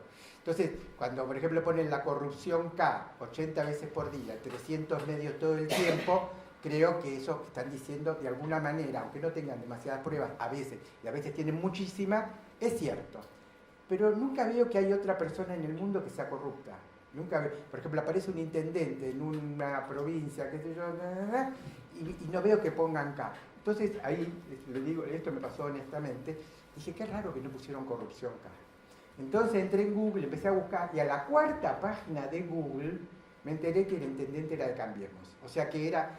Yo tuve que hacer una investigación para saber que esa noticia que Clarín no ponía que era acá, era porque era de Cambiemos, pero no lo decía. ¿Mintió? ¿Mintió cuando todas las corrupciones que ponen son K? Supongamos que no. Todos los K son corruptos de por sí, por nacimiento y por esencia. Pero había un caso excepcionalísimo de un intendente que no era kirchnerista y no lo dijo. ¿Mintió? Tampoco mintió, porque tú estás obligado a decir que el intendente es no kirchnerista. Pero digamos, así se genera un sentido social que lo que hace es decir esto que estoy diciendo yo. Todo kirchnerista, por el solo hecho de haber nacido, es corrupto, negativo y malsano. Bueno, ahora voy a leer. O sea, el aparato de construcción de sentido social no tiene que recurrir a mentir. Con decir la verdad parcialmente alcanza. O sea, cuando ponen total normalidad, estamos ganando, o la crisis causó 2 muertes, son momentos de crisis muy particulares. El 99% del tiempo nos mienten la manera de no decirnos todo. Bueno, mi texto. El periodismo no está por morir, ya ha muerto. Lo que actualmente se autodenomina periodismo ya no es ese, y pongo una definición que tenía la vieja academia, encarnizado hostigador de la mentira y buscador de la verdad que da coraje al débil y atemoriza al poderoso. Lo ponía como un ejemplo de definición de periodismo. Tal como le gustaba definirse al periodismo durante el comienzo del siglo XX. Eso ya no existe más. Estamos experimentando cambios culturales tan radicales que nos cuesta analizar la revolución que se va provocando en cada esfera de la vida social. El diccionario Oxford todos los años elige una palabra nueva que resume lo esencial de este periodo. En el año 2015 eligió la palabra emoji como la más significativa del momento, para dar cuenta del lenguaje, que el lenguaje ahora ha incorporado signos visuales como parte esencial de la comunicación. Ustedes saben que los emojis derivan de los kanji, que son los ideogramas japoneses, y de los manga, que son las historietas seriadas japonesas. En la Edad Media, con la inmensa mayoría de la población analfabeta, se leían más imágenes que palabras, y ahí vienen los frescos en las catedrales, por ejemplo, ¿no? Los conceptos abstractos eran inaccesibles para la mayoría. El uso masivo de emoji remite a esa historia de la lectura visual, y también está hablando de que vamos hacia una lectura más visual que conceptual y abstracta. Cada palabra, como palabra símbolo del año 2016, el diccionario Oxford eligió posverdad, que es la palabra que nos convoca hoy. La palabra resume, según ese diccionario, mucho de lo más importante que pasó en el mundo, y en especial en el mundo de la comunicación, en estos últimos 3 años. ¿Qué es la posverdad? Definición. Es una situación o contexto de comunicación en el cual, al crear y modelar la opinión pública, los hechos comprobables tienen menos influencia que la apelación a la emoción y a las creencias personales. Es decir, la posverdad es un disparador de emociones, no es un dato. Puede tener la forma de dato. Por ejemplo, las vacunas harán que tu hijo sea autista. Aparece como una información. Pero digamos, a lo que apela es que tengas terror a que tu hijo reciba una vacuna y se vuelva autista, ¿no? Los grandes ejemplos del triunfo de la posverdad en la esfera de la comunicación fueron el voto por la separación de la Gran Bretaña de la Unión Europea, no en el plebiscito por la paz de Colombia y el triunfo de Donald Trump, y podríamos agregar el triunfo de Macri y el impeachment a Dilma Rousseff, ¿no? La mayoría de la gente ni siquiera sabía que el impeachment no era por acusación de corrupción, por ejemplo, y todo el mundo estaba de acuerdo que se la destituyera por corrupta cuando el impeachment no fue por eso. Bueno. ¿Por qué el Brexit, Trump y el no colombiano muestran que vivimos en la época de posverdad? Porque todos esos hechos se apoyan en decisiones emocionales de la mayoría, no informadas racionalmente, sino que actuaron aceptando y reforzando creencias que en gran parte ya habían sido racionalmente desmentidas, con pruebas muy sólidas. Incluso, todo el mundo ha estudiado, y hoy las encuestas muestran que la misma gente se arrepintió, los votantes británicos que apoyaron el Brexit objetivamente se perjudicaron con la salida de Gran Bretaña de la Unión Europea. Desde que caen las becas para que sus hijos puedan circular por Europa, etcétera, etcétera. O sea, toda la clase media para abajo pierde y fue la que votó por el Brexit. Se llama sesgo de confirmación, no estoy diciendo nada, no, ya se habló todo esto, ¿no? Al vivir encerrado en una burbuja discursiva que confirma nuestras creencias previas. Es algo que hace la inmensa mayoría, que hacemos todos, podría decir. La elección de los medios que se ve, se escucha, se lee, la gente que se frecuenta, se decide según se tenga tal o cual ideología política o tal creencia sociocultural. Un neurocientífico, Antonio Damasio, mostró que el razonamiento depende de reacciones emocionales. Y cuando las áreas emocionales del cerebro están dañadas, no somos más racionales, somos más irracionales.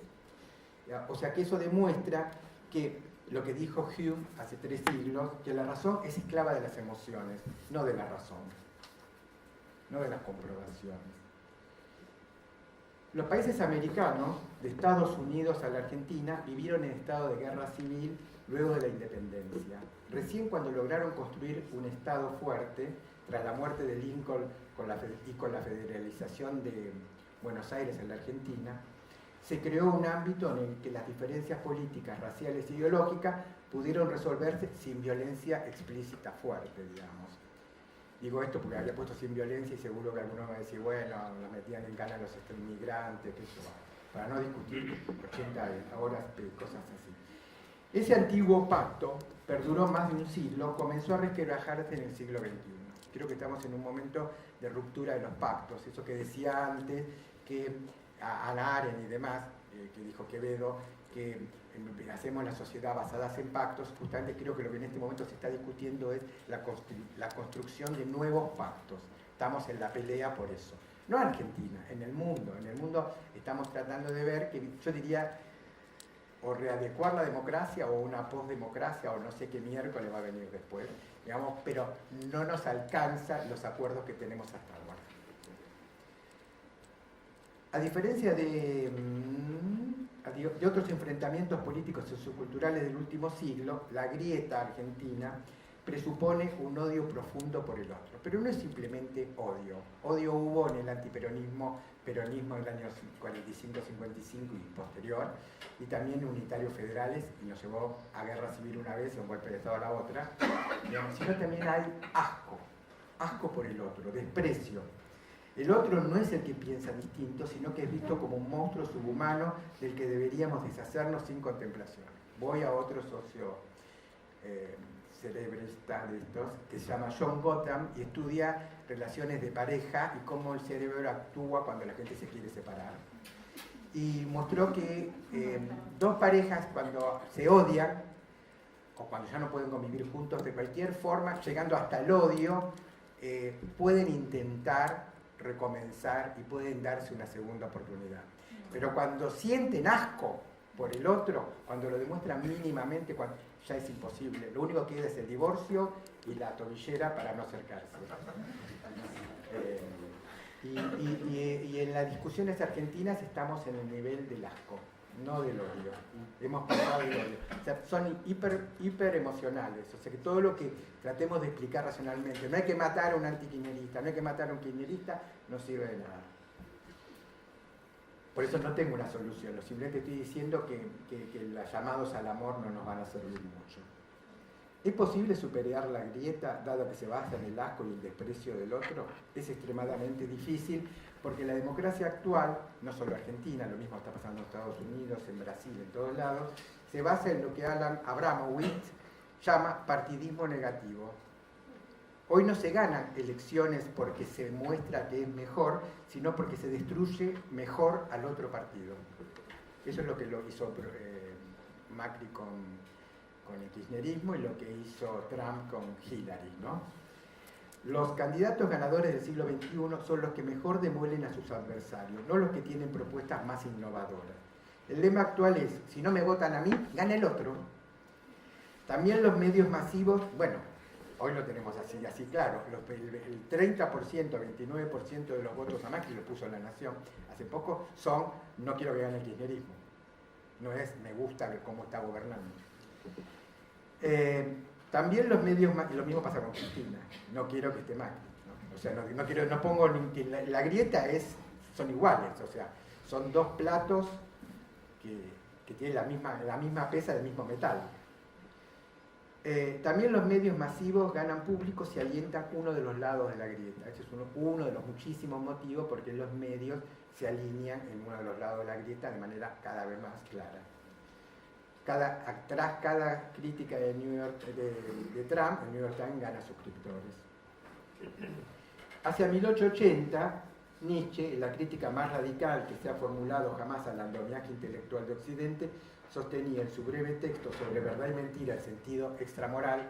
Les recomiendo que lo copien y lo lean, son 13 páginas, que de él les dice que es el texto más difícil de la historia de la filosofía, estoy de acuerdo, pero son 13 páginas que se pueden leer de corrido, que la verdad no es más que la mentira que la sociedad tolera, que por lo tanto, o sea, no está de acuerdo con la definición platónica de Kant, de Hegel, de Hume, etcétera, etcétera, etcétera, sino que dice que todo es metáfora, todo es ficción, y que la sociedad en algún momento hay una ficción que la saca de esa circulación y la acepta como aceptable.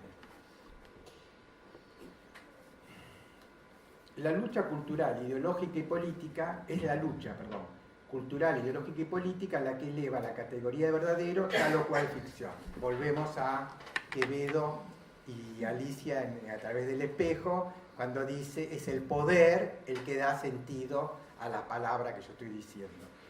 Pero lo que dice Nietzsche es que el poder cambia. O sea, el poder, nada es verdad para siempre.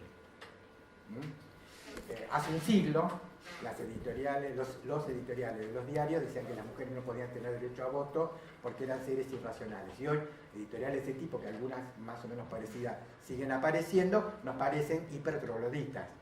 Hemos cambiado. Y en muchas otras cosas. En el año 2005 La Nación nunca había publicado una marcha del orgullo gay, y en el 2010, cuando se atacó la catedral, que tampoco la había publicado, y sacó un editorial diciendo que estaba mal la marcha del orgullo gay, de la que no había informado nunca, porque había hecho pintadas en el frente de la catedral. Y decía que si se hacía el matrimonio igualitario, íbamos a terminar casándonos más o menos con un cordón de la vereda era un. Sí, pero que nos íbamos a casar con animales, era el próximo, bueno, yo me casaría con mi perro, porque lo merece mucho, él merece mucho más, no sé si yo lo merezco, si él me merece, pero bueno, hemos hecho, si yo merezco estar ahí.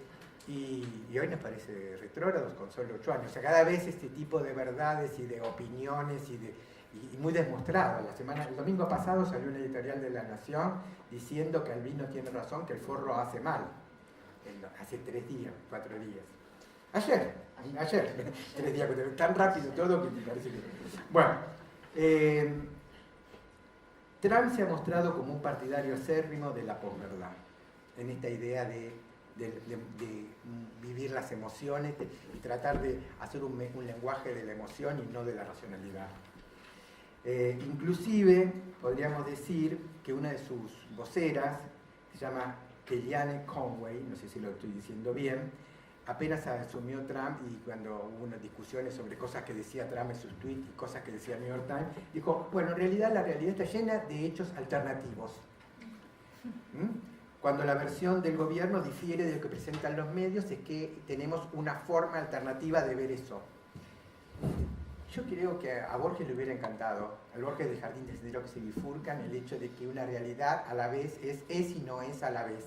Y que Trump está, un presidente del país, lo está defendiendo.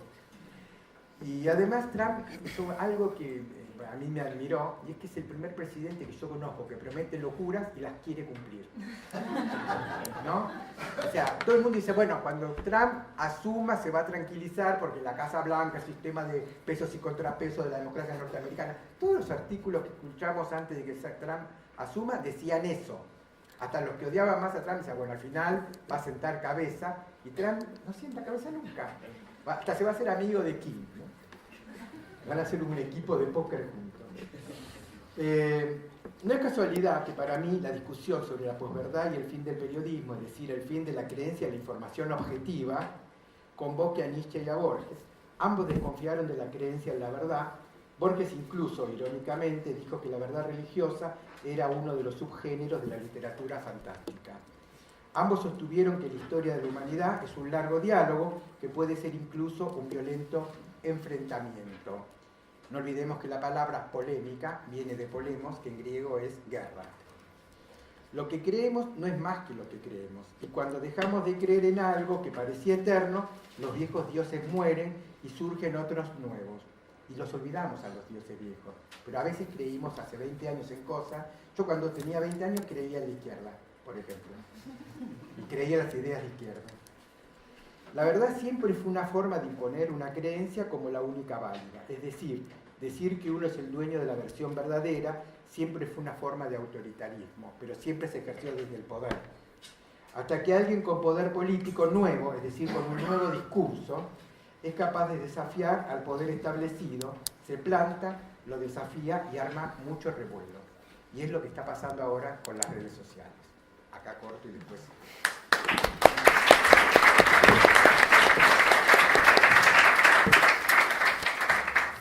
Gracias, Daniel.